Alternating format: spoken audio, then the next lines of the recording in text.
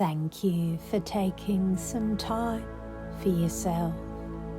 Now I wonder if you'll be willing to simply give up the struggle for a few moments in a way that meets your needs. You already know how to sit there and pretend you aren't doing a magnificent job of relaxing. Perhaps you wouldn't mind noticing that even your lungs are functioning with a perfection that contradicts your best efforts to be a failure. And perhaps you wouldn't mind noticing that even your lungs are functioning with a perfection that contradicts your best efforts to be a failure. I'd like you to let yourself become more and more aware of the air entering your lungs. A process that is, quite frankly, doing much better than your current self-assessment. Perhaps beginning to notice the slight pause at the top of the breath and the even longer, slower release. As if you're exhaling the very idea of needing to be the worst. I wonder if you'll be curious as you notice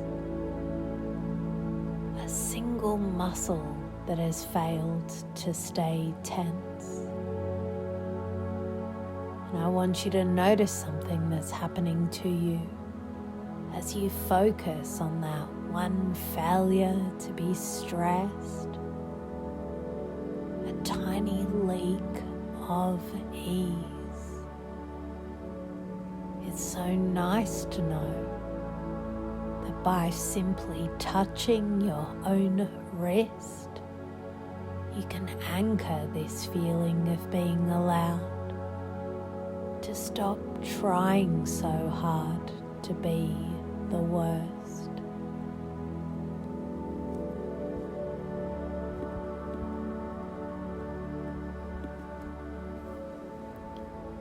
I don't know for sure what you're experiencing, but perhaps you can recall a recent moment where you were busy cataloguing your flaws, like a dedicated accountant for a bankrupt company that doesn't even exist.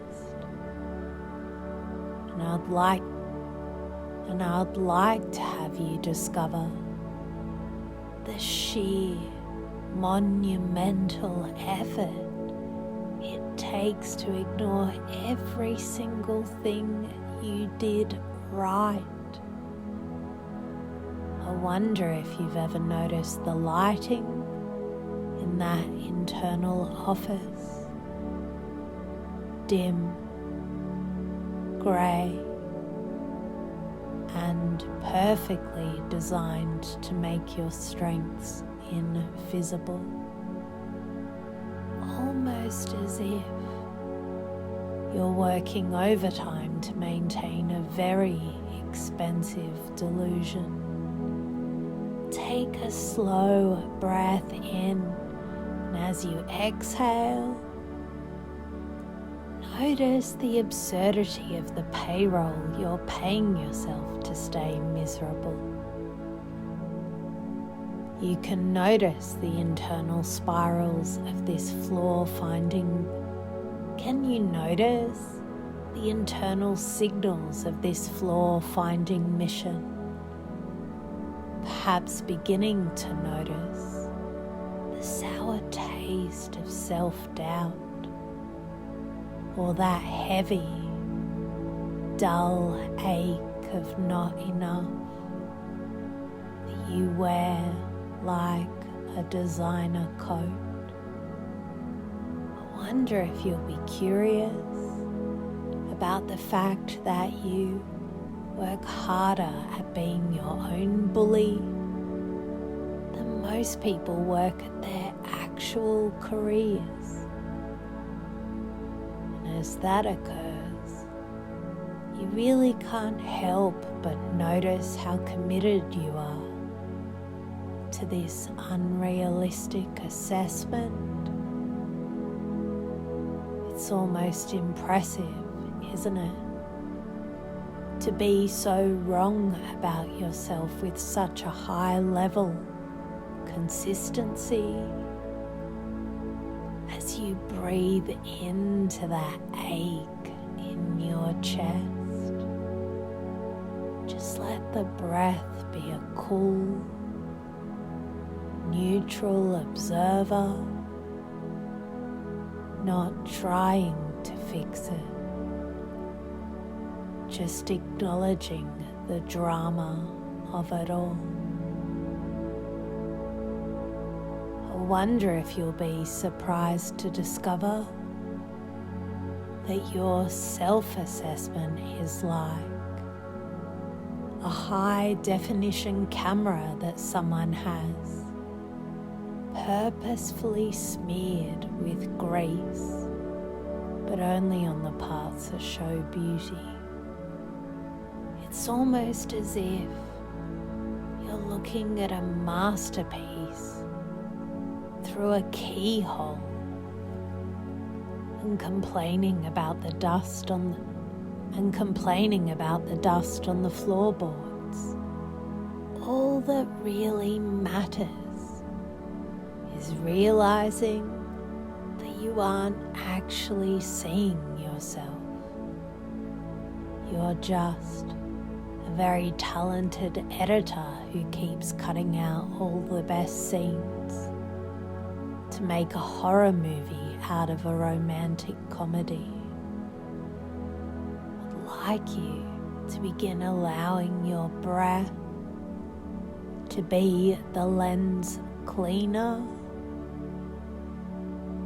clearing the frame with every long, slow release. And I'd like you to begin allowing yourself to feel the utter, ridiculous absurdity of this project. I wonder if you'll be willing to experience the release of that heavy, boring crown of the most flawed person in the room. Maybe it will surprise you to notice that as you stop clutching your flaws, your hands actually feel quite light. And that's just fine. With every exhale, let the flaws fall into the bin where they belong. That's okay. You've been wrong before. You can be wrong about this too. Now, I want you to notice something that's happening to you. Imagine you're watching a documentary about a person who looks remarkably like you, who is obsessed with being terrible. It's almost as though you're watching a dark comedy. I don't know if you're aware of these changes, but from a distance, you can see how hard that person on the screen is working to squint to miss the strengths that are glaringly obvious to the rest of the world. It's almost funny, isn't it? Such a big ego to think you're uniquely bad. Take a deep breath for that person on the screen. And as you exhale, feel the relief of not having to be them anymore. Perfect. I wonder if you'll enjoy how naturally, how easily you can turn up the lights on that screen. Perhaps noticing what happens if you look at your strengths, not as something you earned, but as annoying, undeniable facts you can no longer ignore. And your unconscious mind can enable you to see that flaws are just human static, while strengths are the signal. Maybe you'll enjoy noticing that you don't even have to be proud of your strengths. You just have to stop lying about their existence. Let your breathing become as steady as those undeniable facts. Just a neutral, quiet power. I would like you to discover something about the freedom of being regularly talented instead of uniquely broken. One of the things I'd like you to discover is that when you stop obsessing over your flaws, you accidentally start being effective.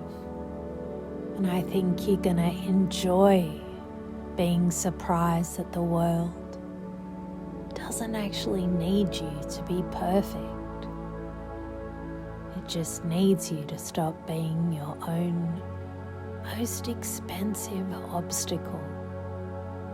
Take a full, deep breath into that effectiveness, filling the lungs, filling the belly, and release it with a sigh of relief. And sooner or later, I don't know just when, you'll be in a conversation where you'd normally start listing your failures like a grocery list. In all probability, you will notice a strange, quiet urge to just not. And I wonder if you'll be pleased to notice yourself accepting a compliment without a 3-page legal rebuttal. I wonder if you'll enjoy how naturally you move through that day, finally seeing the whole picture instead of just the cracks in the paint. And you'll notice your breath staying slow and even when things aren't perfect.